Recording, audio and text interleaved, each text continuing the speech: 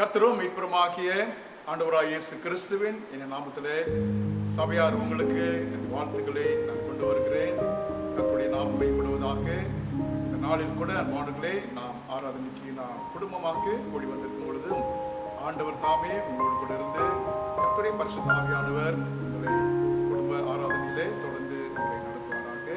அன்பானவர்களே, நாம் வாருங்கள், நாம் கண்களை மூடி நாம் ஜெபிப்போம்.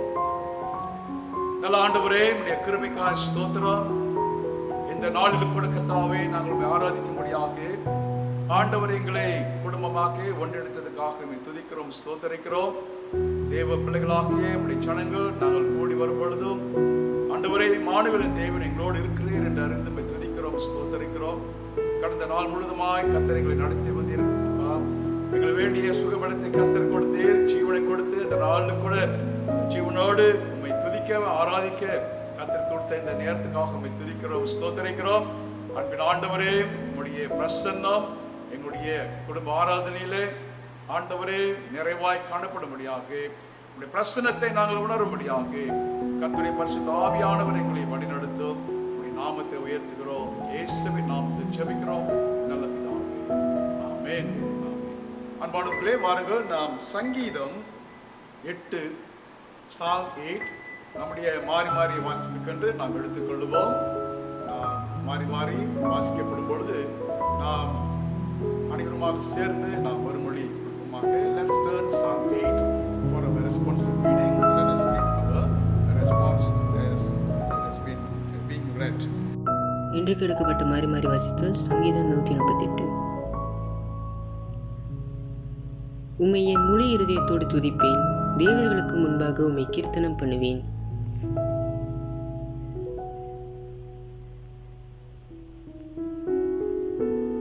நான் கூப்பிட்ட நாளிலே எனக்கு மறு உத்தரவு அருளினீர், என் ஆத்மாவிலே பலன் தந்து என்னை தைரியப்படுத்தினீர்.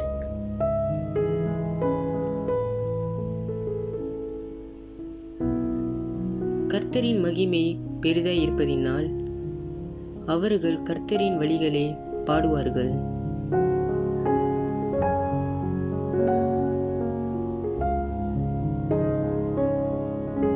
நான் துன்பத்தின் நடுவில் நடந்தாலும் நீர் என்னை உயிர்ப்பிப்பீர். என் சத்துருக்களின் கோபத்துக்கு விரோதமாக உமது கையை நீட்டுவீர். உமது வலது கரம் என்னை இரட்சிக்கும்.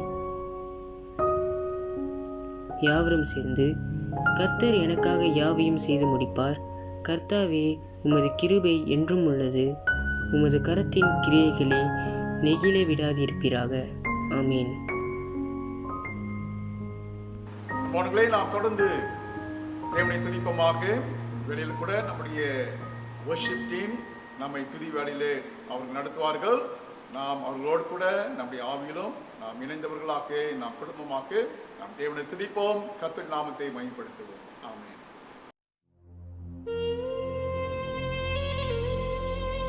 கடைசி நாட்களில் கர்த்தர் தம்முடைய பிள்ளைகளை மறுபடியும் எருசலேமில் சேர்த்துக் கொள்வார் என்று வசனம் சொல்லுகிறது. நீங்கள் இழந்த ஸ்தானங்களையும் நீங்கள் இழந்த பட்டணங்களையும் கர்த்தர் உங்களுக்கு திரும்ப கொடுக்க ஆயத்தமாக இருக்கிறார். அலியா என்றால் ஏறி வா, திரும்பி வா, வாக்கு பண்ணப்பட்ட தேசத்திற்கு திரும்பி வா என்று அர்த்தம்.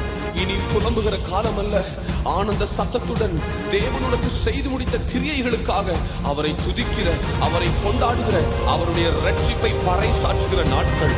தேவ பிள்ளையே, நீ எழுந்து வா, கர்த்தர் உன்னை அழைக்கிறார். உன் ஸ்தானத்தில் மறுபடியும் உன்னை அமர்த்த விரும்புகிறார். இனி நீ ஆட்சி செய்ய போகிறாய். சேர்ந்து பாடுவோமா, சேர்ந்து கொண்டாடுவோமா?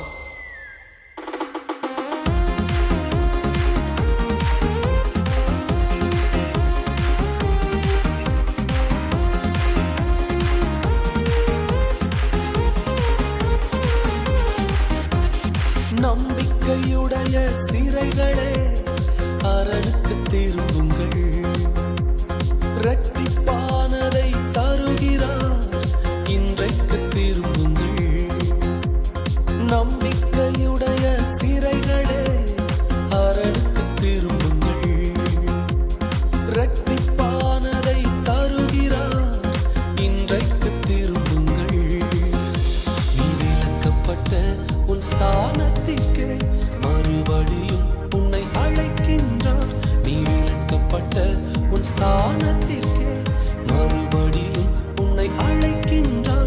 அவர் சொல்லிட்ட நல்வார்த்தை நிறைவேற்றினார். அல்லேலூயா அல்லேலூயா அல்லேலூயா அல்லேலூயா, அரணுக்கு திரும்புவோம். அல்லேலூயா அல்லேலூயா அல்லேலூயா அல்லேலூயா, கர்த்தரை உயர்த்துவோம். அல்லேலூயா அல்லேலூயா அல்லேலூயா அல்லேலூயா, அரணுக்கு திரும்புவோம். அல்லேலூயா அல்லேலூயா அல்லேலூயா அல்லேலூயா, கர்த்தரை உயர்த்துவோம். கொள்ளை கொண்ட உன் பட்டணத்தை மறுபடியும் குடியேற்றுவார். கொள்ளை கொண்ட உன் பட்டணத்தை மறுபடியும் குடியேற்றுவார். ராஜாக்கள் உன்னை தேடி வர வாசலை ராப்பகல் திறந்து வைப்பார். ராஜாக்கள் உன்னை தேடி வர வாசலை ராப்பகல் திறந்து வைப்பார். அவர் சொல்லிட்ட நல்வார்த்தை நிறைவேற்றினார். அல்லேலூயா அல்லேலூயா அல்லேலூயா அல்லேலூயா, அரணுக்கு திரும்புவோம்.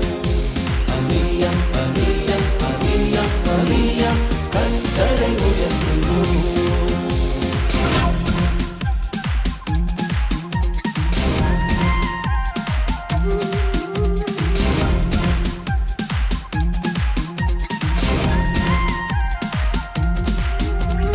ஒடுக்கினோரை குனியச் செய்வார், பரியாசம் செய்தோரை பணியச் செய்வார். உன்னை ஒடுக்கினோரை குனியச் செய்வார், பரியாசம் செய்தோரை பணியச் செய்வார். சத்துருவின் வாசல்களை மேற்கொள்ளும் கிருபையை உனக்கு தந்தார். சத்துருவின் வாசல்களை மேற்கொள்ளும் கிருபையை உனக்கு தந்தார். அவர் சொல்லிட்ட நல்வார்த்தை நிறைவேற்றினார். அல்லேலூயா அல்லேலூயா அல்லேலூயா அல்லேலூயா, அரணுக்கு திரும்புவோம். அல்லேலூயா அல்லேலூயா அல்லேலூயா அல்லேலூயா, கர்த்தரை உயர்த்துவோம்.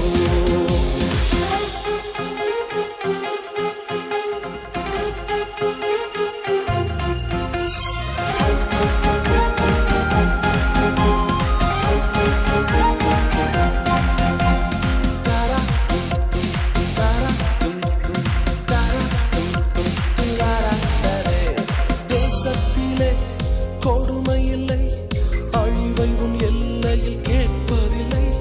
தேசத்திலே கொடுமை இல்லை, அழிவை உன் எல்லையில் கேட்பதில்லை. ரட்சிப்பை உனக்கு மதிலாக்கினார், உந்தன் வாசலை துதியாக்கினார். ரட்சிப்பை உனக்கு மதிலாக்கினார், உந்தன் வாசலை துதியாக்கினார். அவர் சொல்லிட்ட நல்வார்த்தை நிறைவேற்றினார்.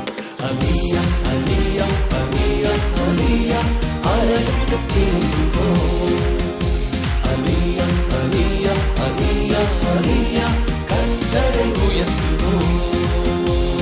நம்பிக்கையுடைய சிறைகளே, அரணுக்கு திரும்புங்கள். இரட்டிப்பானதை தருகின்றார், இன்றைக்கு திரும்புங்கள். நம்பிக்கையுடைய சிறைகளே, அரணுக்கு திரும்புங்கள்.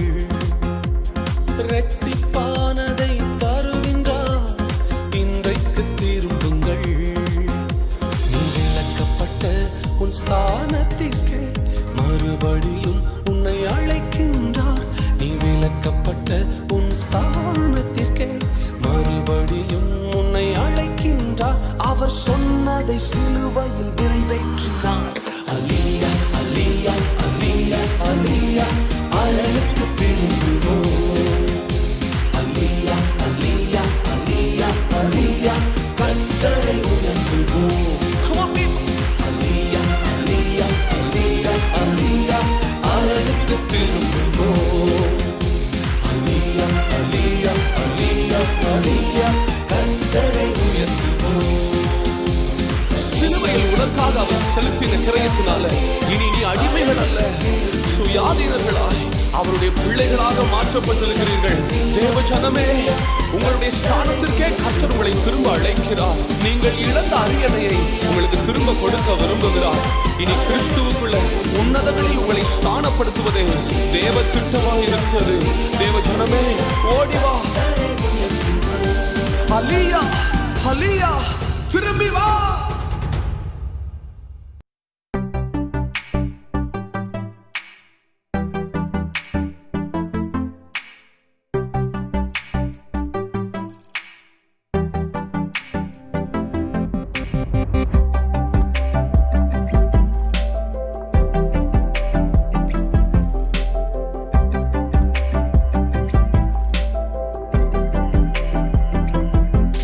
என்னை அழைத்தவரே, என்னை தொட்டவரே, நீர் இல்லாமல் நான் இல்லையே. என்னை அழைத்தவரே, என்னை தொட்டவரே, நீர் இல்லாமல் நான் இல்லையே. நான் வாழ்ந்தது உங்க கிருபை, நான் வளர்ந்ததும் உங்க கிருபை, என்னை உயர்த்தி வைத்தீரே உன் கிருபையே. நான் வாழ்ந்தது உங்க கிருபை, நான் வளர்ந்ததும் உங்க கிருபை, என்னை உயர்த்தி வைத்தீரே உன் கிருபையே. உங்க கிருபை வேண்டுமே, உங்க கிருபை போதுமே, உங்க கிருபை இல்லாம நான் ஒன்றும் இல்லை.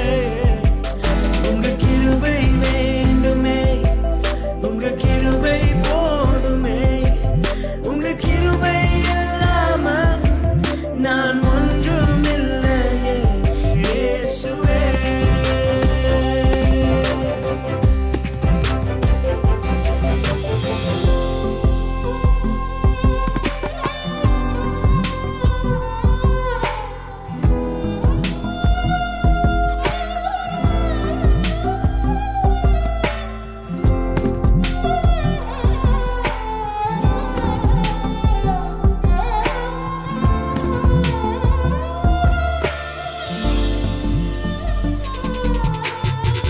தனிமையில் அழுத போது தேற்றிட யாரும் இல்ல, தள்ளாடி நடந்த போது தாங்கிட யாரும் இல்ல. தனிமையில் அழுத போது தேற்றிட யாரும் இல்ல, தள்ளாடி நடந்த போது தாங்கிட யாரும் இல்ல. கருணை அழுத நேரத்தில் என் கண்ணீர் துடைத்த உங்க கிருபை, உங்க கிருபை இல்லைன்னா நானும் இல்ல.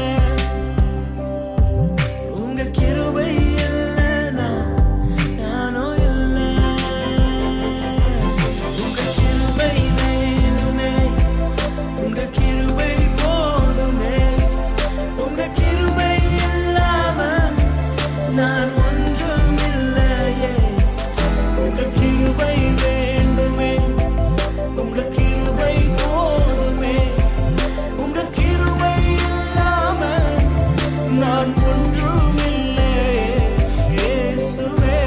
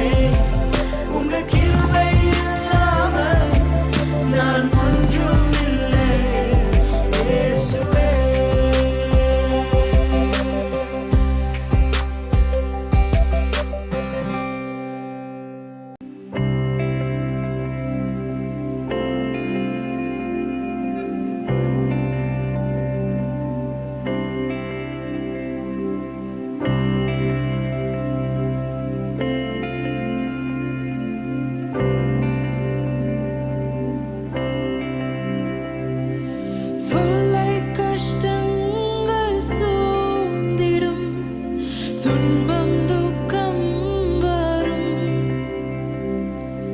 இன்பத்தில் துன்பம் நேர்ந்திடும், இருளாய் தோன்றும் என்றும். சோதனை வரும் வேளையில் சொற்கேட்கும் செவியிலே, பாரத்தில் இருந்து ஜெயம் வரும்,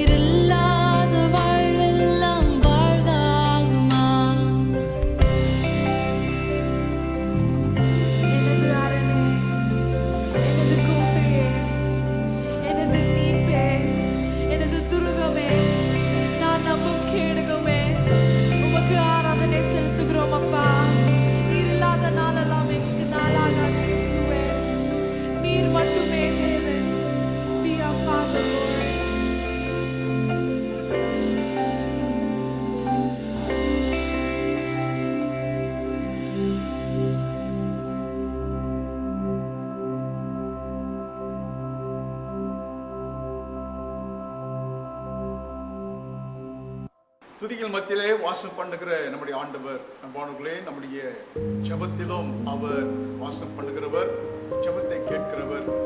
நாளிலும் கூட நம்முடைய சிந்தனைகளையும் இருதயங்களையும் நாம் ஒன்றிணைப்போம். நாம் தேவனை நோக்கி நம்முடைய கண்களை நாம் ஏற்பமாக, அவர் நம்மை விசாரிக்கிற தேவனாய் இருக்கிறார். நம்முடைய விண்ணப்பங்களை, ஜெபங்களுக்கு அவர் செவி கொடுக்கிற ஆண்டவராய் இருக்கிறார். பாருங்கள், நாம் கண்கள் மூடி ஜெபிப்போமாக. அன்பின் பரலோக பிதாவே, எங்களோடு கூட இருக்கிற இம்மானுவேலின் தேவனே, எங்களுடைய ஆராதனையிலே, எங்கள் துதியிலே அசைவாடுகிறவரும் வாசம் பண்ணுகிறவரும் ஆகிய எங்கள் பரலோக தகப்பனே, துதிக்கிறோம், ஸ்தோத்தரிக்கிறோம். ஹல்லேலூயா. இந்த நாளில் கூட ஆண்டவர் எங்கள் மத்தியிலே அசைவாடுகிற மாத்திரமல்ல, உங்களுடைய மகிமையுள்ள பிரசன்னத்தை எங்கள் ஒவ்வொரு மேலும் நிறைவாய் பொழிகிற தேவனாய் இருக்கிறபடியால் துதிக்கிறோம். அப்பா, அந்த நாளிலும் ஆண்டவரே, எங்களுடைய தேவைகளை விசாரிக்கிற தேவனாய் இருக்கிறீர். எங்களுடைய இருதயத்தை ஆராய்ந்து பார்க்கிற தேவனாய் இருக்கிறீர். நாளிலும் உடைய சமூகத்திலே நாங்கள் வந்து நிற்கும் பொழுது எந்த நிலைமையிலே நாங்கள் வருகிறோம், எவ்விதமான சூழ்நிலையிலே வருகிறோம், இணைந்து வருகிறோம் என்பதை கர்த்தர் அறிந்த தேவனாய் இருக்கிறீர். எல்லாவற்றுக்கும் மேலாக கர்த்தாவே, அப்பா, நீர் பரிசுத்தமுள்ள தேவன், நீர் தூயாதி தூயவர், பரிசுத்தத்திலே நீர் வாசம் பண்ணுகிற அசைவாடுகிற தேவன். அப்பா, இந்த நேரத்தில் எங்களுடைய மீறுதல்கள், எங்களுடைய பாவங்களை மன்னிக்க முடியாது ஜெபிக்கிறோம். என்னுடைய நினைவுகள், சிந்தனைகள், என்னுடைய மாம்சத்தின் ஒவ்வொரு அசைவுகள் பரிசுத்தத்துக்கும் உங்களுடைய பரிசுத்தத்துக்கும் பரிசுத்த ஆவியானவருக்கு விரோதமாக காணப்படுகிறதான எங்களுடைய மீறுதல் பாவங்களை மன்னிக்க முடியாது ஜெபிக்கிறோம்.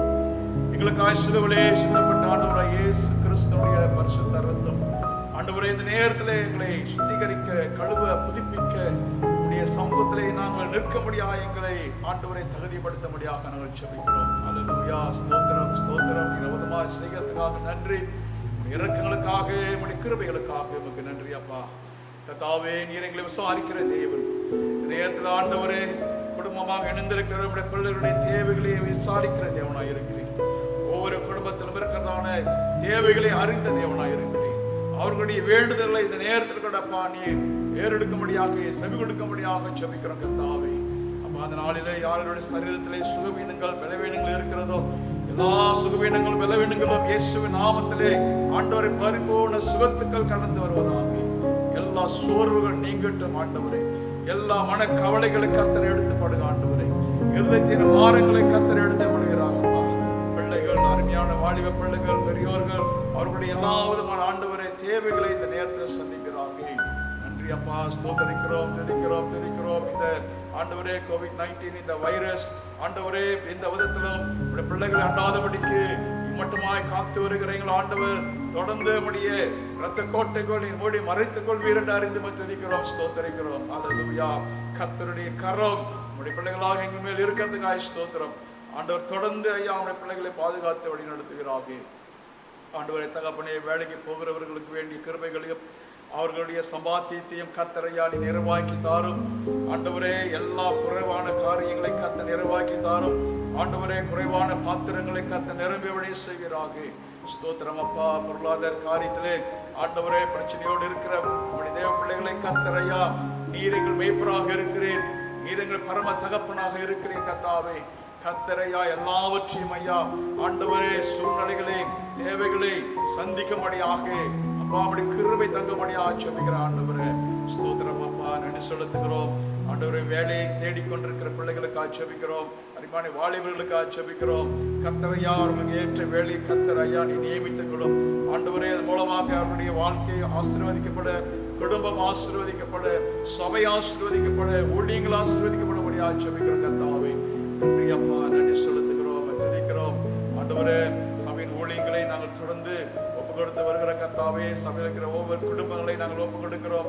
எல்லா குடும்பங்களும் ஆண்டவரே உங்க ஒப்பு கொடுத்த குடும்பங்களாக ஒவ்வொருவரும் ஐயா உங்க ஒப்பு கொடுத்த தேவ பிள்ளைகளாக இருக்க உம்மை தேடவும் ஆண்டவரே, உடைய சமூகத்திலே காத்திருக்கவும், ஆராதிக்கவும் அப்பா உடைய சித்தத்தை தேடுகிற ஜனங்களாக இருக்க கர்த்தருடைய பரிசுத்த ஆவியான வழி நடத்தும்படியாக ஒப்பு கொடுக்கிறோம். நன்றி ஆண்டவரே. ஸ்தோத்திரம் அப்பா, ஸ்தோத்திரிக்கிறோம் ஆண்டவரே. இந்த MCO நாட்கள் ஆண்டவரே அது சீக்கிரத்திலே ஆண்டவரே முடிவு பெறவும் அப்பா. இந்த வாதை தேசத்தை விட்டு, உலகத்தை விட்டு நீங்கும்படியாக நாங்கள் ஜெபிக்கிறோம். மக்களுடைய வாழ்க்கை பழையபடியாக ஒரு நோபல் நிலைமைக்கு ஆண்டவரை மாறும்படியாக நாங்கள் தொடர்ந்து ஜெபிக்கிறோம் அப்பா. கிருபை இறங்கும்படியாக இரக்கம் ஆண்டவரே வரும்படியாக நாங்கள் ஒப்பு கொடுத்தவர்களாய் வருகிறோம். அல்லேலூயா, ஸ்தோத்திரம். நாட்களில் அப்பா நாங்கள் ஆண்டவரே இந்த ஆகஸ்ட் மாசத்துக்குள்ள ஐயா நாங்கள் அடியெடுத்து வைக்க போகிறோம் ஐயா. கர்த்தாவே இன்னும் ஆண்டவரே சில மாதங்களுக்குள் இந்த வருஷத்தை நாங்கள் முடிக்க போகிறோம்.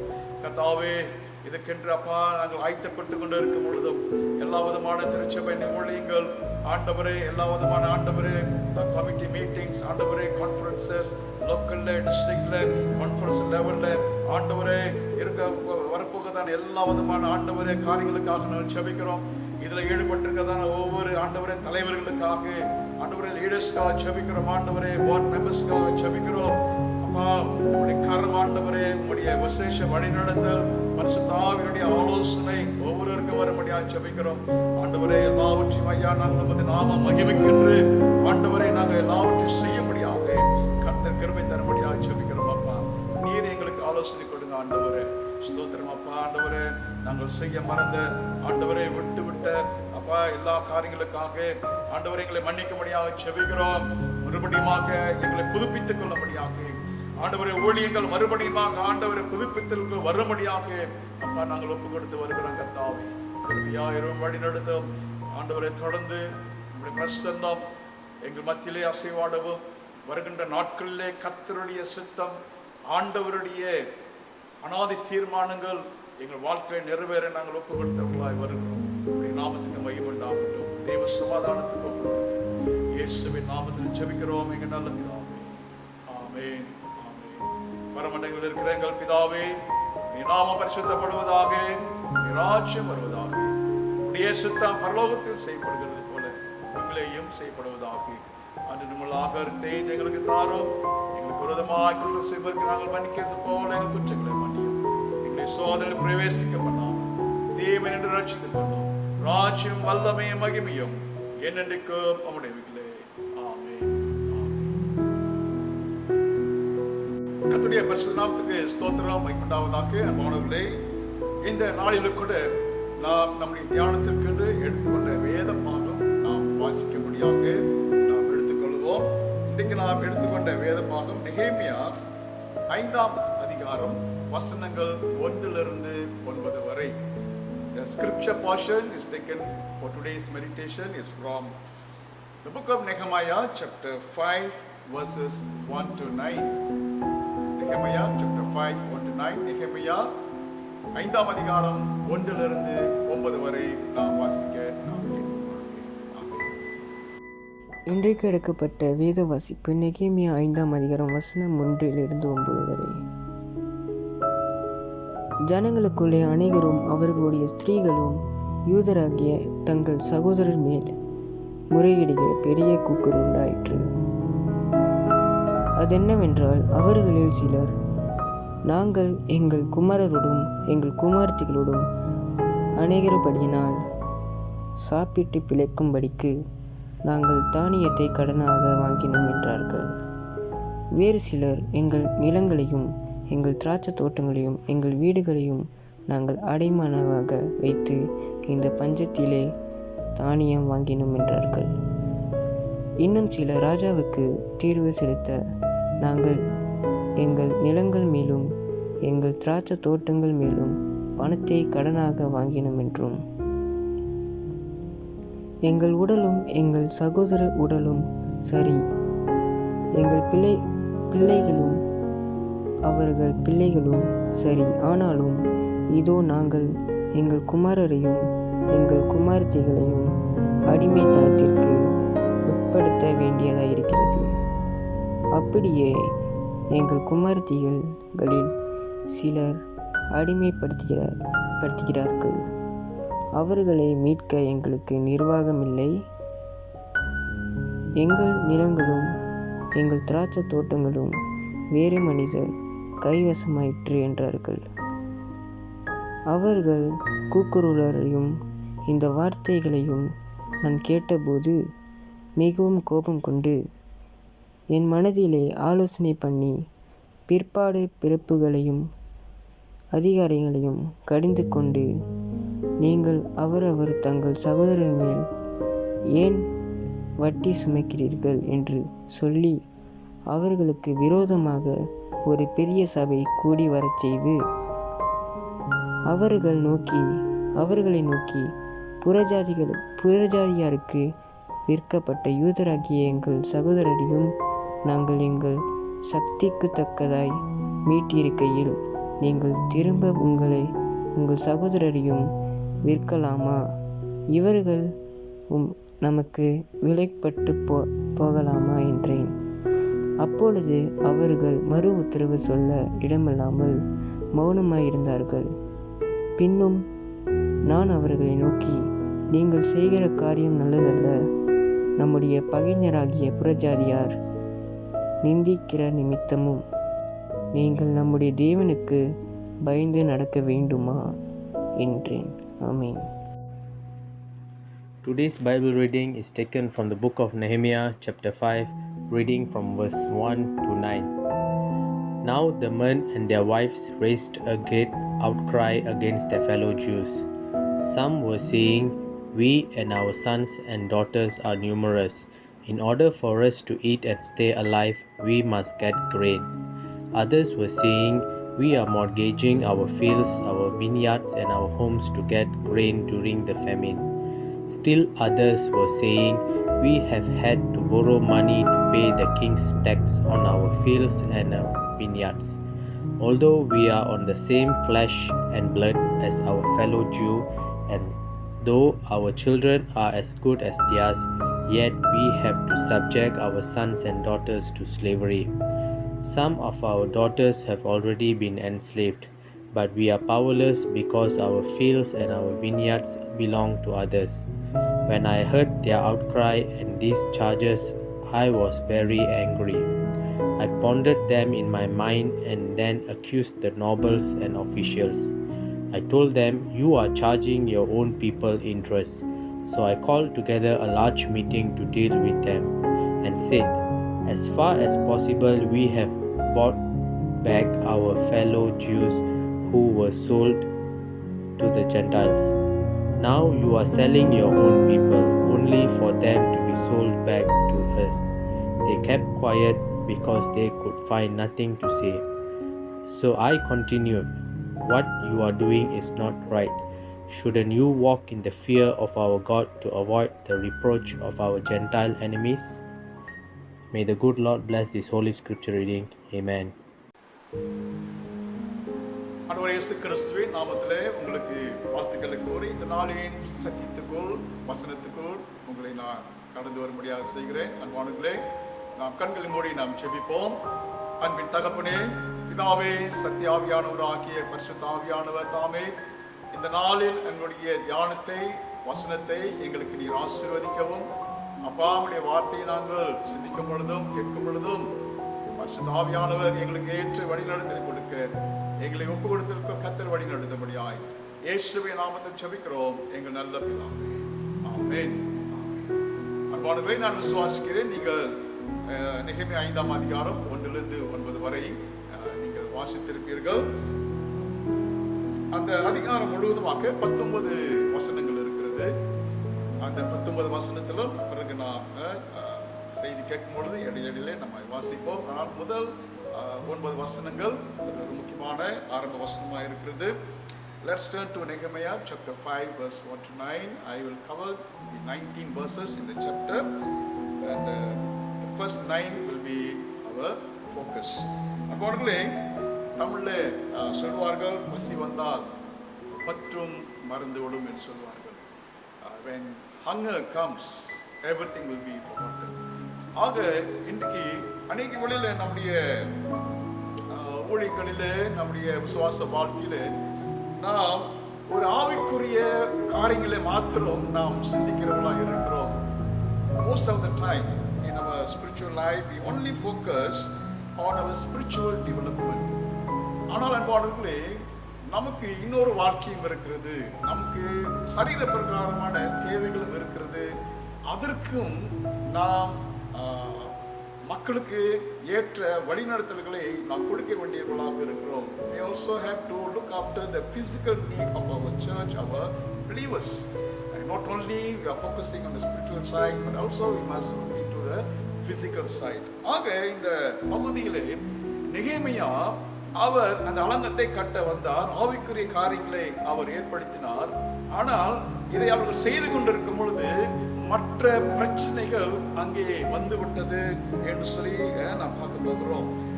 While Nehemiah was busy handling the development and the building of the wall, there arises dissension for the physical needs. மற்ற சரீர பிரகாரம் தேவைகளை குறித்தான ஒரு வாக்குவாதங்கள், ஒரு குழப்பங்கள் அங்கே வந்துவிட்டது.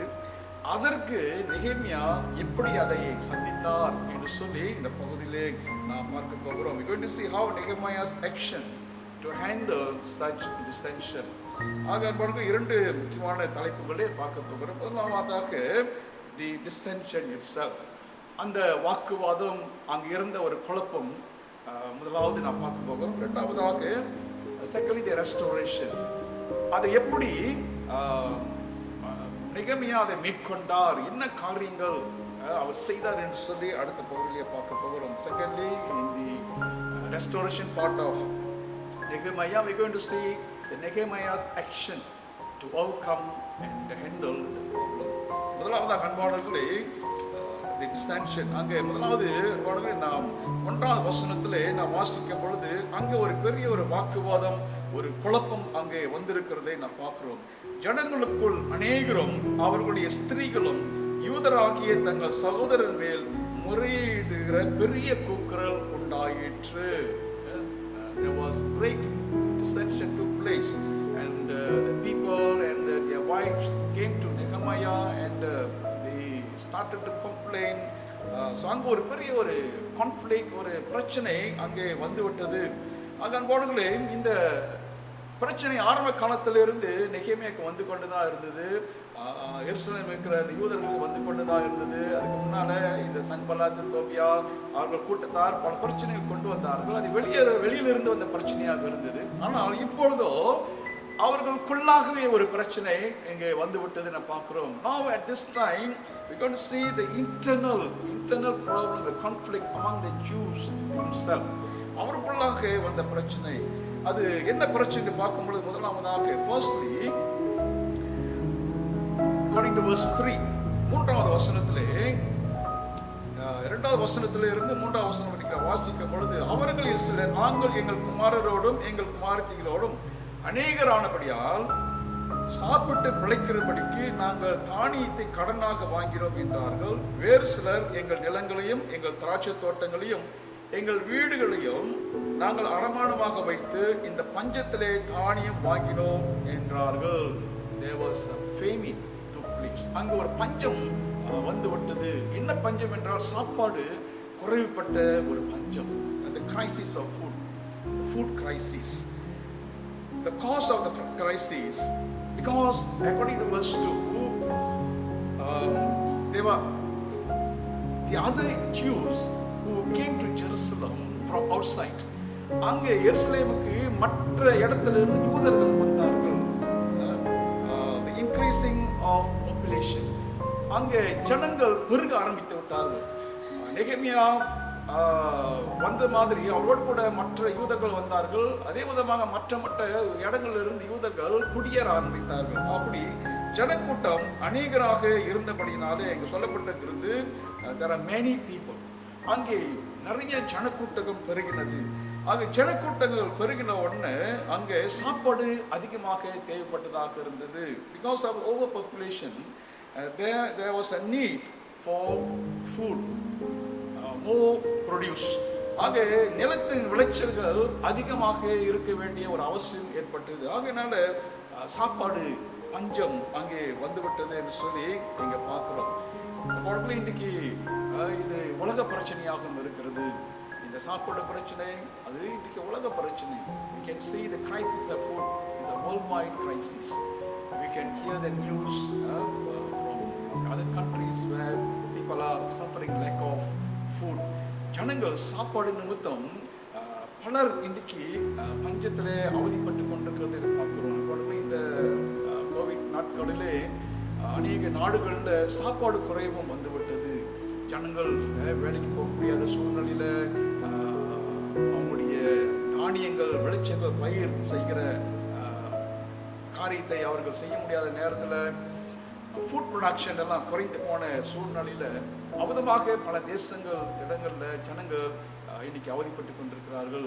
இன்னைக்கு நம்ம இந்த நியூஸ்ல நாம் கேட்கிறோம், அபதமாக அந்த நாட்களில் இப்படி ஒரு பஞ்சம் வந்து விட்டது. ஸோ இந்த சாப்பாடு இல்லாதபடிக்கு ஜனங்கள் ஒருவருக்கொருவர் அவர்கள் போராட வேண்டிய ஒரு காலகட்டத்தில் வந்தார்கள். ஆகையினால இந்த ஒரு பெரிய பிரச்சனை எழுந்து கொண்டிருந்தது. அதே வழியில 4வது வசனத்தின் அடிப்படையில் according to verse 4 there was heavy taxation on the people. People were forced to pay tax. 4வது வசனத்தில் ராஜா அவர் இந்த பாபில் ராஜா இந்த எருசலேமை அவர் ஆண்டு கொண்டிருந்தார். ஸோ ஆகினால அவருக்கு வரி கட்டுவதற்கு ஜனங்கள் அதிக வரியை கொடுக்க வேண்டிய ஒரு சூழ்நிலை வந்துவிட்டது. சாப்பாடு ஒரு பக்கம், இப்பொழுது அந்த வருமானம் இல்லாத பண வசதி இல்லாத நேரத்தில் அவர்கள் வரி கட்ட வேண்டிய ஒரு கட்டாய நிலைக்கு அவர்கள் தள்ளப்பட்டவர்களாக இருந்தார்கள். And people were obliged to pay tax to the king. கட்டாயமாக கட்ட வேண்டிய ஒரு சூழ்நிலை இருந்தது. So therefore they had to borrow money by mortgaging their land and the houses. ஆகினால இதை கட்டுவதற்கு பிறகு சாப்பாடு வாங்குவதற்கு மக்கள் அவருடைய நிலங்களையும் அவருடைய வீடுகளையும் அடமானம் வைக்க வேண்டிய ஒரு சூழ்நிலைக்கு தள்ளப்பட்டார்கள் என்று சொல்லி பார்க்கிறோம். இன்றைக்கும் இந்த காலகட்டங்களில் அநேகர் இந்த மாதிரி அடமானம் வைத்து தங்களுக்கு வேண்டிய தேவைகளை சந்திக்க வேண்டிய சூழ்நிலைகள் இன்னைக்கு இருக்கிறார்கள். சாப்பாடு வாங்க வேண்டும், மற்ற கடன்கள் கட்ட வேண்டும், அனுதின தேவைகள் சந்திக்க வேண்டும். இன்னைக்கு வேலை இழந்திருக்கிறாங்க, வருமானம் குறைந்து போய்விட்டது. 100% எடுத்த சம்பளம் வீட்டுக்கு 40% அதுக்கு குறைவாக எடுக்க வேண்டிய ஒரு சூழ்நிலை இருக்கிறது. ஆனால் கட்ட வேண்டிய காரியங்கள் நிறைய இருக்குது, பேமெண்ட்ஸ் எல்லாம் நிறைய இருக்குது. ஆக இதை சமாளிப்பதற்கு தங்கிட்ட இருக்கிறதை அவர்கள் அடமானம் இன்றைக்கும் மக்கள் வைத்துக் கொண்டிருக்கிறார்கள். ஸோ அந்த நாளில் அந்த சூழ்நிலை ஜனங்கள் அபதமாக தள்ளப்பட்ட ஒரு சூழ்நிலை இருந்தார்கள். அது மாத்திரமல்ல அன்பாடுகளே, 7வது வசனம் 3வது வசனம் 7வது வசனத்தின் அடிப்படையில் நாம் இன்னொரு பிரச்சனை அங்கே இருக்கிறத பார்க்கிறோம். அங்கே அதிகமான வட்டி, அதிகமான வரி, இன்ட்ரெஸ்ட், இதை மக்கள் கட்ட வேண்டிய சூழ்நிலையில் இருந்தார்கள். இப்படி தங்களுடைய நிலத்தையும் தங்களுடைய வீடுகளையும் அடமானம் வைத்து அவர்கள் காசு வாங்கினார்கள். அப்படி வாங்கும் பொழுது இதை சிலர் தவறாக மிஸ்யூஸ் அவர்கள் பண்ண ஆரம்பித்தார்கள். இந்த தலைவர்கள், சில ஈர்க்கப்பட்ட மக்கள், பணக்காரர்கள், வசதி பண்ண மக்கள் அவர்கள் அதிகமான இன்ட்ரெஸ்டை அவர்கள் ஜனங்கள் மேல திணித்தார்கள். So the nobles and rulers, they took advantage and fixed high interest on those who borrowed money and mortgaged their belongings. இந்த வசதிப்படுத்தவர்கள் தங்ககிட்ட காசு வாங்கினவங்க கிட்ட, கடன் கேட்டவங்க கிட்ட அதிகமான வட்டி அவர்கள் திணித்தார்கள். ஸோ வட்டி கட்ட வேண்டிய ஒரு அதிகமான வட்டி, அதிகமான வரி ஒரு பக்கம், அடமானம் இன்னொரு பக்கம், வாக்குகளை தத்தளித்து கொண்டிருக்கிற ஒரு சூழ்நிலை உருவாகிவிட்டது. So this resulted the following situation. So this was led to misunderstanding, trouble and friction and division and doubts and suspicions among the people. இது ஜனங்கள் மத்தியிலே ஒரு பிரிவினை கொண்டு வந்து விட்டது. அவர்கள் ஒருவர் அவர்கள் சரியாக புரிந்து கொள்ள முடியாத ஒரு சூழ்நிலை வந்து விட்டது. ஒருவர் சந்தேகப்படுகிற சூழ்நிலை வந்து விட்டது. ஆகினால் பலவிதமான குழப்பங்கள் அவங்களுக்குள்ளாகவே, யூதர்களுக்குள்ளாகவே இது உருவாகிவிட்டது. அது மாத்திரமல்ல, இந்த அலங்கத்தை கட்டுவதற்கு நெகேமியாவோடு எல்லாரும் சேர்ந்து வந்தார்கள். 1ஆம் அதிகாரம் 17-18 நீங்க பார்க்கும் பொழுது, வாருங்கள் கட்டுவோம் என்று சொல்லி அவர்கள் தங்கள் கைகளை திடப்படுத்தினார்கள் என்று அங்க வாசிக்கிறோம். ஆனா இந்த சூழ்நிலையில அப்படி ஒன்றாக இணைந்தவர்கள் இப்பொழுது பிரிந்து தனித்தனியாக அவர்கள் போய்விட்டார்கள். Because the people who were once united to build the wall together with Nehemiah, now they were divided and then dispersed. அவர்கள் அற்புதமாக பிரிந்து போகக்கூடிய ஒரு சூழ்நிலை வந்துவிட்டது. இந்த அலங்கத்தை கட்ட வேண்டும், முடிக்க வேண்டும் என்ற அந்த அஃபெக்ஷன் அதிலிருந்து அவர்கள் பின்வாங்கி போய்விட்டார்கள். அந்த ஆர்வம் குறைந்து போய் எல்லாரும் பின்வாங்கி போய்விட்டார்கள். ஸோ இப்படிப்பட்ட ஒரு சூழ்நிலை அங்கே உருவாகிறதை பார்க்கிறோம். அன்பானவர்களே, மாத்திரமல்ல, நெகேமியா found a situation that developing and threatening the people and bring nothing to the work of God. ஆண்டவருடைய வேலையை அவர்கள் முடிக்க முடியாதபடிக்கு இவர்களுக்கு இது ஒரு பெரிய ஒரு பாதிப்பும் ஒரு ஒரு பயத்தையும் உண்டாக்கி கர்த்தருடைய வேலையும் அங்கே வளர முடியாதபடிக்கு அங்கே காணப்பட்டதை பார்க்கிறோம். அன்பானவர்களே, இந்த மாதிரி சோஷியல் ப்ராப்ளம், சோஷியல் கிரைசிஸ் இன்றைக்கும் நம்முடைய கிறிஸ்தவ வாழ்க்கையில், விசுவாச வாழ்க்கையிலே அது நடக்கிறது. நமக்கு அநேக விதத்தில் நமக்கு இப்படிப்பட்ட ஒரு சூழ்நிலை வரும்பொழுது நாமும் கூட பலவிதமான ஒரு குழப்பத்துக்குள்ளும், ஒரு மிஸ்அண்டர்ஸ்டாண்டிங்குள்ளும், சந்தேகத்துக்குள்ளும் நாம் உள்ளானவர்களாக நமக்குள்ள இருக்கிற ஐக்கியத்திலிருந்து நாம் உடைப்பட்டு பிரிந்து விசுவாச வாழ்க்கையும் வளர்ச்சியை நான் கவனிக்காதபடிக்கு விதமாக நம்முடைய கவனமெல்லாம் மற்ற காரியங்களில் இதில் நாம் சிதறி போய் இருக்கிறத பார்க்கிறோம். பொருளாதார ரீதியிலே நாம் பாதிக்கப்படுவது கூட அநேக வேளையில் அது நம்முடைய ஆவிக்குரிய வாழ்க்கையை, அது ஊழியத்தை அது பாதிக்கிறதாக இருக்கிறது. ஸோ அப்படிப்பட்ட சூழ்நிலை இங்கே வந்துவிட்டது. ஆக நெகேமியா இதையெல்லாம் அவர் கேட்ட பொழுது அவர் அடுத்த நடவடிக்கைக்குள் நாம் இறங்குகிறதை நாம் பார்க்கிறோம். Secondly, we are going to see the restoration of Nehemiah. அவர் இதை எப்படி சரி கட்டினார் என்று சொல்லி இதை பார்க்கும் பொழுது we are going to see the two actions of Nehemiah. The first action on the people, the second action was on his part. இரண்டு விதமான ஒரு தீர்வை அவர் எடுத்தார். முதலாவதாக ஜனங்கள் மேல் ஒரு தீர்வை அவர் எடுத்தார். இரண்டாவதாக தன்னுடைய சொந்த வாழ்க்கையில ஒரு தீர்வை அவர் எடுத்தார். So we are going to see the first action on the people. According to verse 6, ஆறாவது வசனத்திலே இதையெல்லாம் அவர், இந்த டிசென்ஷன், இந்த குழப்பங்கள் இதெல்லாம் அவர் கேள்விப்பட்ட பொழுது அவருக்கு வந்த முதல் காரியம் ஆறாவது வசனத்திலே, அவர்கள் கூக்குரலையும் இந்த வார்த்தைகளையும் நான் கேட்டபோது மிகவும் கோபம் கொண்டு. So Nehemiah got angry. He got angry over the injustice and discrimination and practiced by the nobles and the rulers at this crisis, this moment of shortage. இந்த விதமான ஒரு குறைப்பட்ட சூழ்நிலையில, இப்படி போராட்டமான ஜனங்களுடைய வாழ்க்கையின் சூழ்நிலையில இந்த ரூலர்ஸ், இந்த தலைவர்கள் தான் ஈர்க்கப்பட்டவர்கள், அவர்கள் ஒரு அநீதியாக நடந்து கொண்டதை அவர் பார்த்து அவருக்கு கோபம் வந்தது. மாத்திரமல்ல, 7வது வசனத்திலே he had a serious thought about the situation. 7வது வசனத்திலே அவர் மனதிலே ஆலோசனை பண்ணினார் என்று சொல்லப்பட்டிருக்கிறது. இந்த மனதிலே ஆலோசனை பண்ணி இதை எப்படி சமாளிப்பது, வேலை நின்று விட்டது, கர்த்தருடைய வேலை நின்று விட்டது, ஜனங்களுடைய ஆவிக்கிற நிலைமை பாதிக்கப்பட்டு விட்டது, இந்த மாதிரியான ஒரு சமூக சோஷியல் இஷ்யூஸ் எல்லாம் வந்துவிட்டு இதை எப்படி சமாளிப்பது, இதுக்கு என்னதான் காரணம் என்று சொல்லி அவர் ஆலோசனை பண்ணினார். ஆங்கிலத்திலே சீரியஸ் தாட் என்று சொல்லப்பட்டிருக்கிறது. ரொம்ப தீவிரமாக அதை குறித்து அவர் சிந்தனை பண்ணினார். நாம் நம்புகிறோம், அவர் அதிகமாக தேவ சமூகத்திலே அவர் போராடி இருப்பார், ஜெபம் பண்ணி இருப்பார், கர்த்தர் சமூகத்திலே அவர் ஆலோசனை அவர் கேட்டிருப்பார் என்று சொல்லி பார்க்கிறோம்.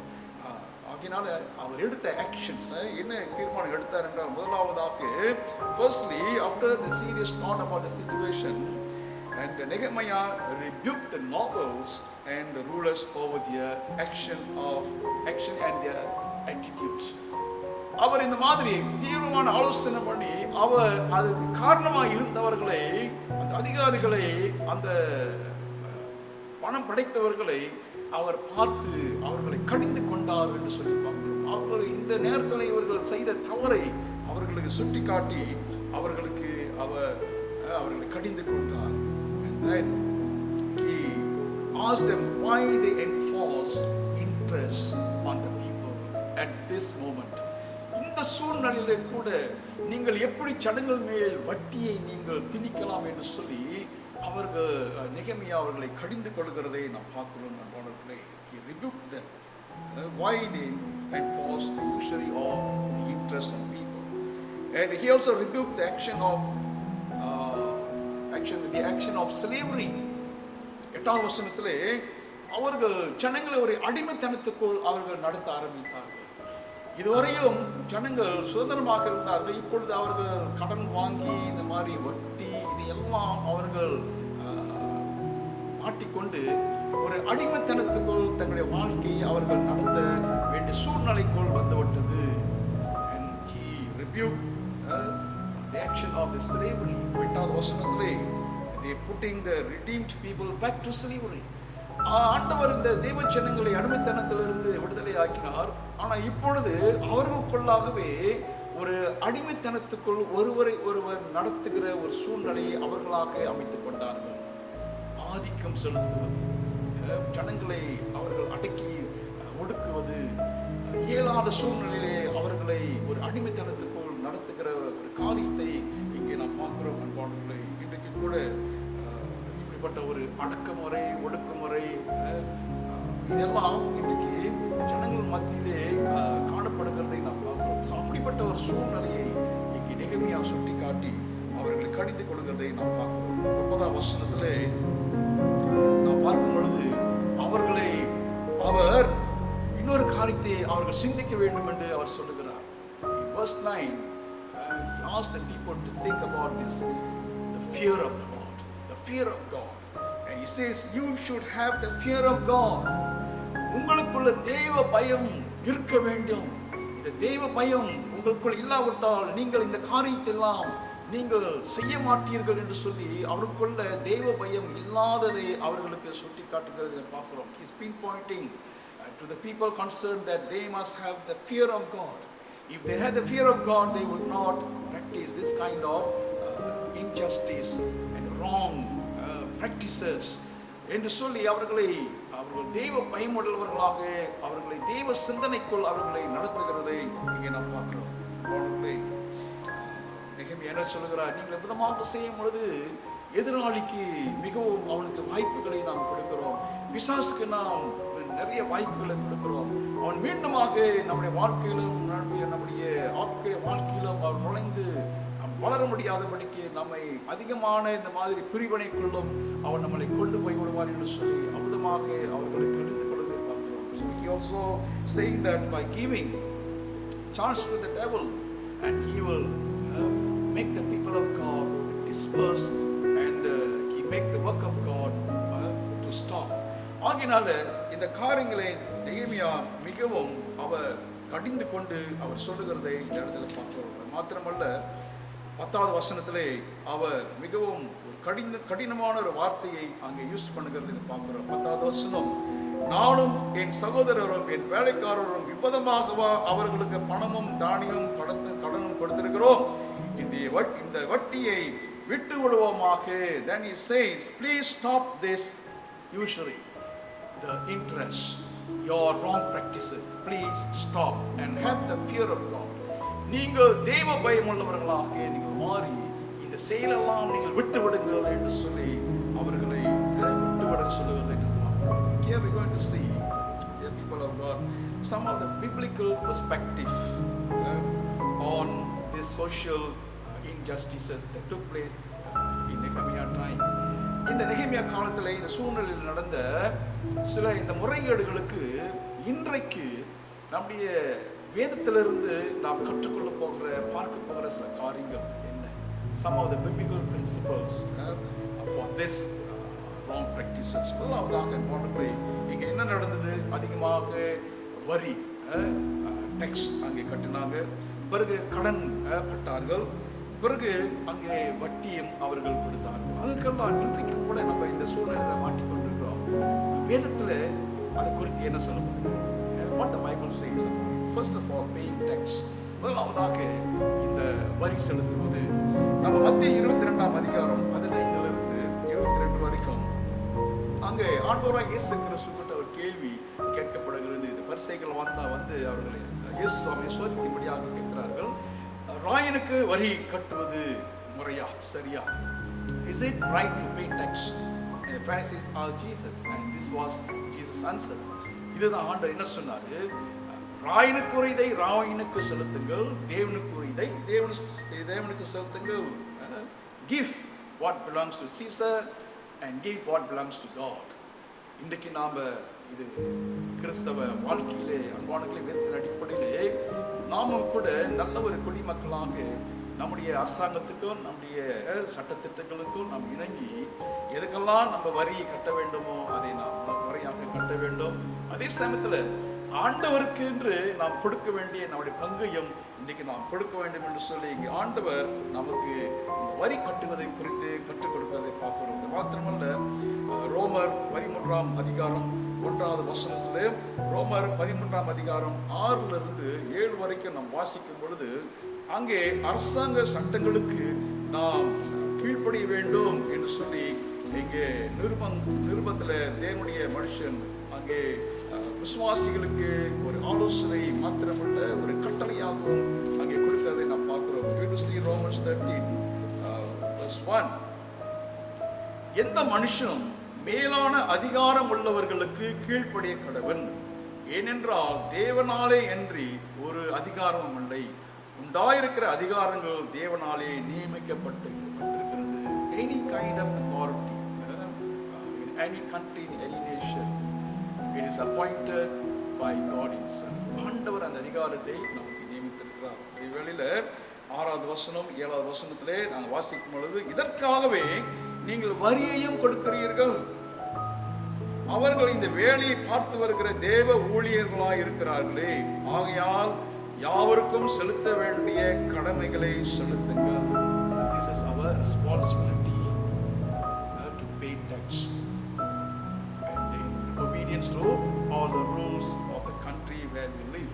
ஆகவே இது வேதத்திலே வரி கட்டுவதை குறித்து நம் கொடுக்கப்பட்ட ஒரு கடமையாக இருக்கிறது, ஒரு கட்டளையாக இருக்கிறது. இரண்டாவதாக going to see the borrowing money. So the people borrowed money.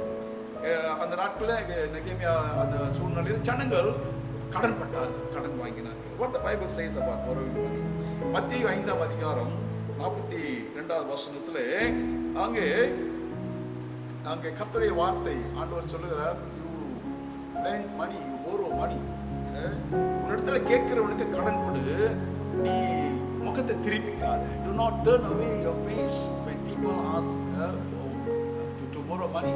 ஜனங்கள் வந்து அவனுடைய சூழ்நிலையில் ஒரு கடனாக கேட்கும் பொழுது கடனை கொடுக்க நீ வந்து அப்படிப்பட்ட மனது இருக்க வேண்டும் என்று சொல்லி கர்த்தருடைய வார்த்தை நமக்கு போதிக்கிறது. லூக்கா 6ஆம் அதிகாரம் 30வது வசனத்திலே the Bible says, Luke 6:30, give or borrow and do not ask back. நீங்கள் கொடுங்கள், ஆனால் திருப்பி கொடுங்கள் என்ற நோக்கத்தோடு கொடுக்காதபடிக்கு நீங்கள் கொடுங்கள்.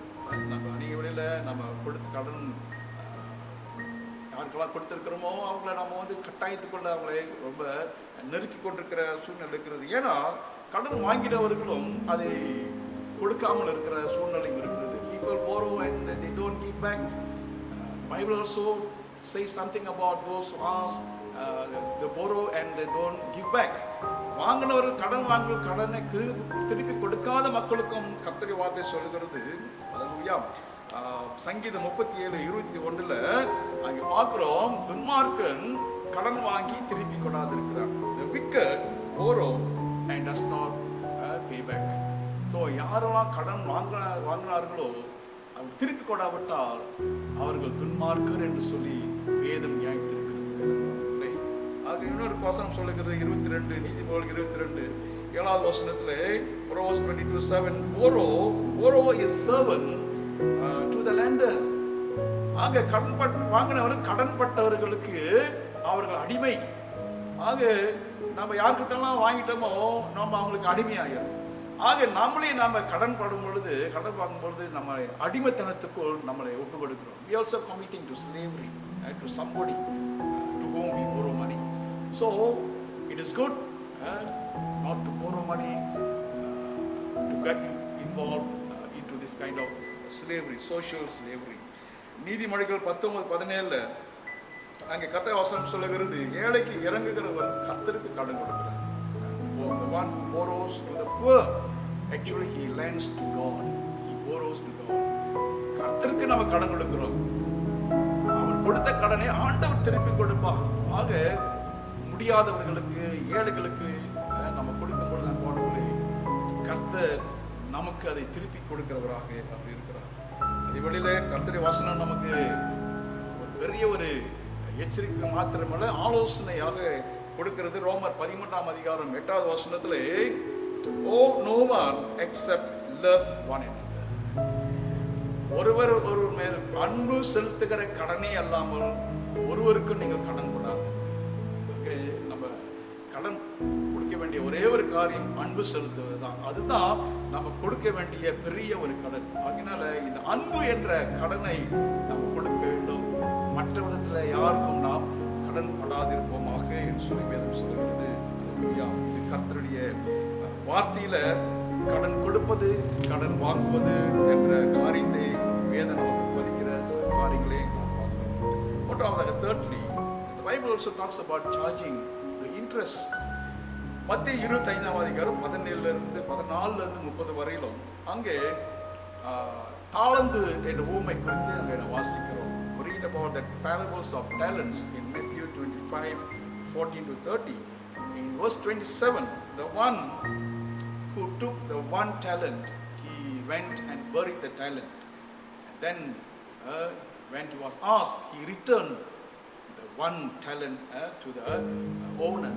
இங்கே ஒரு தாளந்தை வாங்கினவன் அதை கொண்டு போய் நிலத்துல புதைத்து வைத்து விட்டு அதை கேட்கும் பொழுது அந்த ஒரே தாளந்தை திருப்பி கொடுத்தான் என்று சொல்லி பார்க்கிறோம். ஆக அங்கே அதை கடன் கொடுத்தவர்கள், அந்த தாளந்தை கொடுத்தவன் என்ன சொல்லுகிறாரு, நீ இந்த ஒரு காசை நீ காசு கடைக்காரங்கிட்ட கொடுத்துருந்தா வட்டியாவது அங்கு இருக்குமே என்று சொல்லி பார்க்கிறோம். So we see the banking system, right? Banking system. So we have banking system nowadays. We get interest. This is secular bank system. ஆனால் வேதம் இன்னொரு காரியத்தை சொல்லுகிறது. உடனே சங்கீதம் 15:5வது வசனத்திலே அங்கே நீங்க வாசிக்கும் பொழுது, கர்த்தருடைய பர்வதத்தில் யார் ஏறுவார்? Who can stand in God's presence? Who will remain in God's presence? And continuously in verse 5 it says, the one does not charge usury or interest. வட்டிக்கு தன் பணத்தை வட்டிக்கு கொடாது இருக்கிறது. ஆக இன்றைக்கு நாம் இந்த விசுவாசிகளுக்கு நாம் பயன்படுத்த வேண்டிய ஒரு காரியம். We must practice this among the believers. You see, in Nehemiah's time, the Jews charge interest to the fellow Jews. யூதர்கள் ஒருவருக்கொருவர் இந்த சூழ்நிலையில் கடன் வாங்கி அவர்களுக்கு வட்டியை அவர்கள் செலுத்தினார்கள். அதனாலே இங்கே கர்த்தருடைய வசனம் என்ன சொல்லுகிறது என்றால், சக விசுவாசிகளாகிய நாம் நமக்கு கடன் கொடுக்கும் பொழுது நம் கடனை பெற்றுக்கொண்டவர்கிட்ட நாம் வட்டி வாங்கக்கூடாது. We should not charge interest when we borrow money among our fellow believers. So this must be practiced among our believers. We can charge interest in bank system. வங்கியில அது வேற. ஆனால் நமக்குள்ளாக இந்த மாதிரி இந்த வட்டி கொடுக்கிறது அது கூடாது என்று கர்த்தருடைய வசனம் சொல்லுகிறது. And so Nehemiah asked those who practice these things to consider that the fellow believers and Jews should be practice the fairness, not injustices. Nehemiah என்ன சொல்கிறார்,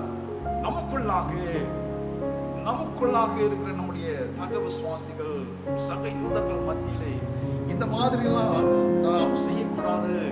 அது தேவனுக்கு பிரியமில்லாத காரியம், ஒரு தேவ பயம் உள்ளவர்கள் செய்யக்கூடாத காரியம் என்று சொல்லி நெகேமியா அவர்களுக்கு சொல்லுகிறதை நாம் பார்க்கிறோம். So how could you do this to your own flesh and blood? உங்களுடைய சொந்த மக்களுக்கு, குடும்ப மக்களுக்கு விபதமாக நீங்கள் செய்ய முடியும் என்று சொல்லி பார்க்கிறோம். ஆக 7வது காரியத்தில் அன்பானவர்களே என்ன சொல்கிறார், 10வது வருஷத்தின் அடிப்படையில் 11 12 வரைக்கும் நான் வாசிக்கும் பொழுது அவர் மன திரும்பங்கள் என்ற ஒரு காரியத்தை அவர் கொண்டு வருகிறது பார்க்கிறோம். So in verse 11 to 12 he charged the people concerned to restore themselves, repent and return. This is what called the restitution. நீங்கள் எதையெல்லாம் நீங்கள் வாங்கினீர்களோ, யாரெல்லாம் நீங்கள் கடன் கொடுத்தீர்களோ, யாருக்கெல்லாம் வட்டி நீங்கள் வாங்கினீர்களோ, அதையெல்லாம் நீங்கள் திரும்ப செலுத்துங்கள், restore everything, return and repent from your attitude and your wrong ways of doing.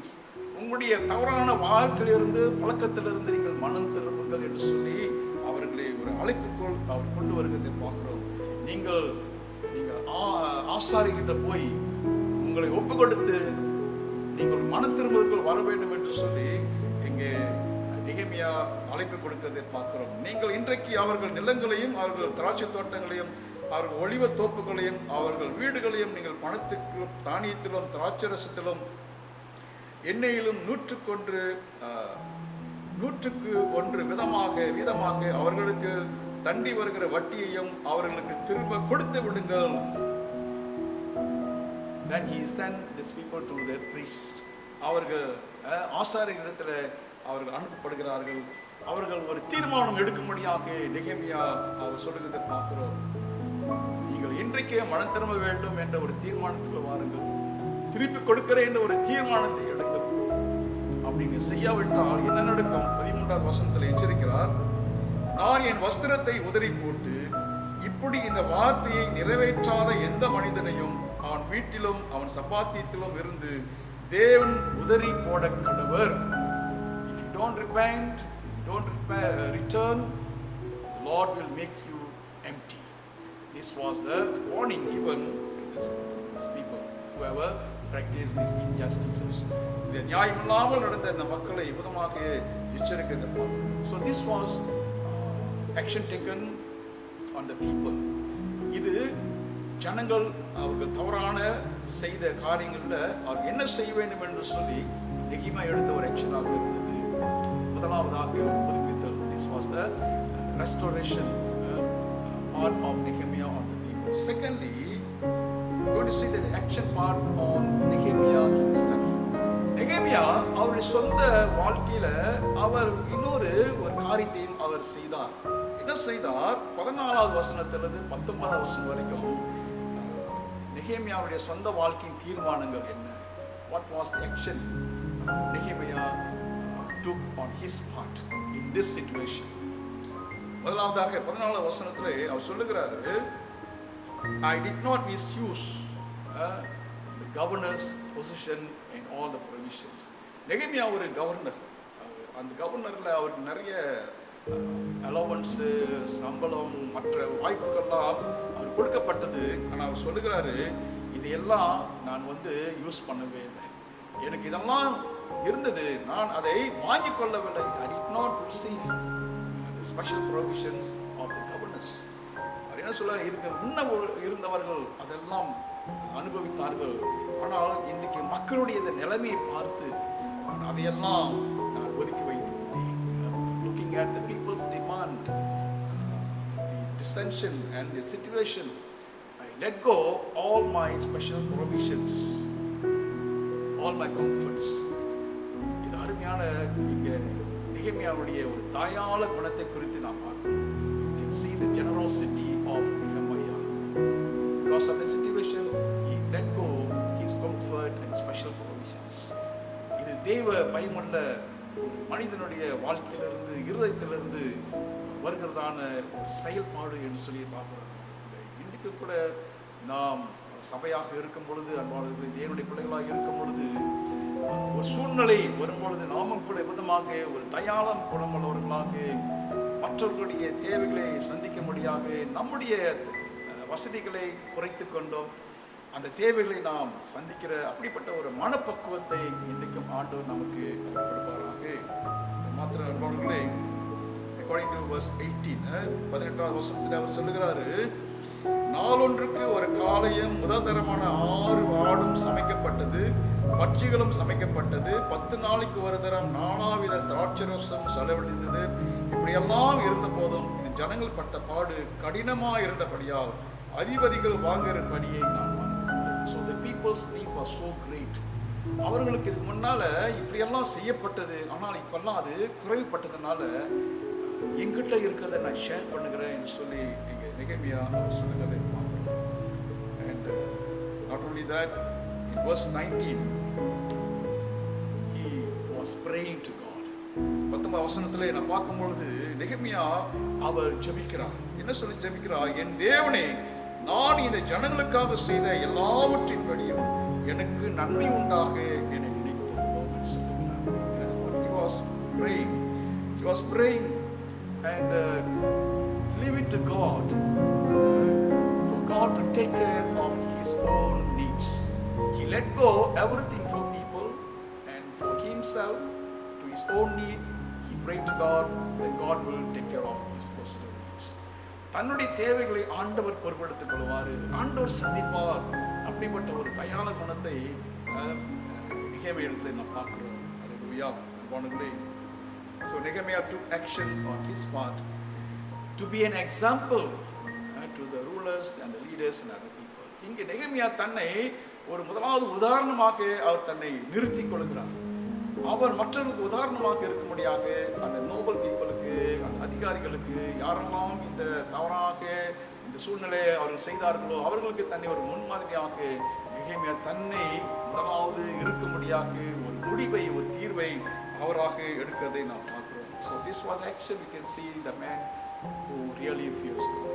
அன்பானவர்களே, இன்னைக்கு தேவனுடைய பிள்ளைகளாக இருக்கிறோம், விசுவாசிகளாக இருக்கிறோம். We are called to exercise and voice out against any social injustice, any social disorder. இன்றைக்கும் திருச்சபையாக, கிறிஸ்தவர்களாக, விசுவாசிகளாக நாம் இருக்கும் பொழுது நம்ம சுற்றி இருக்கிற இந்த மாதிரியான ஒரு தவறான, ஒரு அநீதியான காரியங்கள், முறைகேடான காரியங்களுக்கு நாமும் கூட நெகேமியா போல செயல்பட வேண்டியவர்களாக இருக்கிறோம். The church existed not only for spiritual development but also to take care of the well-being of our fellow brothers and sisters. இன்னைக்கு சபை ஒரு ஆவிக்குரிய காரியங்களை மாத்திரம் நம்ம பார்த்து கொண்டிருக்கிறது இல்லை. ஆனால் நம்ம சபையில் இருக்கிறதான நம்முடைய சக விசுவாசங்களுடைய அவர்களுடைய சுகங்கள், அவர்களுடைய தேவைகளையும் இன்னைக்கு நாம் சந்திக்கிற ஒரு சபையாகவும் நாம் இருக்க வேண்டும். அதுவும் நம்முடைய ஒரு ஊழியத்தின் பங்கமாக அது காணப்பட வேண்டும்.